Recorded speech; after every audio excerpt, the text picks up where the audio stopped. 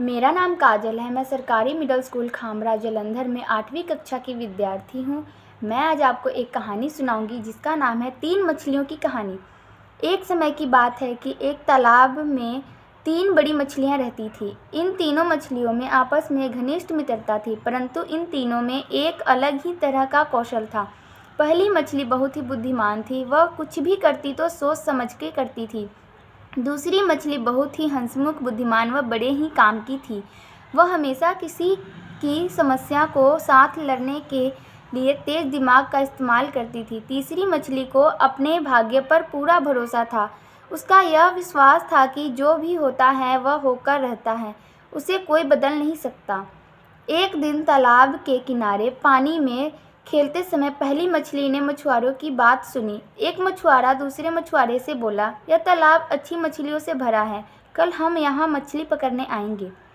यह बात सुनकर मछली अपने मित्रों के पास पहुंची और सब कुछ बता दिया जो उसने मछुआरों को आपस में बात करते हुए सुना था।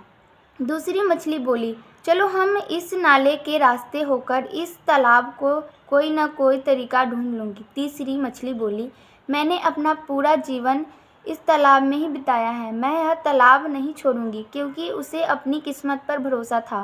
पहली मछली किसी भी संकट में फंसना नहीं चाहती थी। उसने तुरंत नए तालाब की खोज में वह पुराना तालाब छोड़ दिया। अगली सुबह मछुआरे आए और उन्होंने जाल डाल दिया। दोनों मछलियां जाल में फंस गई। दूसरी मछली जाल से बाहर निकलने का उपाय सोचने लगी। उसने स्थिर होकर मर जाने का नाटक किया। मछुआरे ने उसे दूसरी बड़ी मछलियों के साथ पानी में फेंक दिया, जबकि तीसरी मछली, जो अपनी तकदीर पर भरोसा करती थी, जाल के अंदर फंसी रही। अचानक एक मछुआरा जाल से निकालते समय उसे मार डालता है।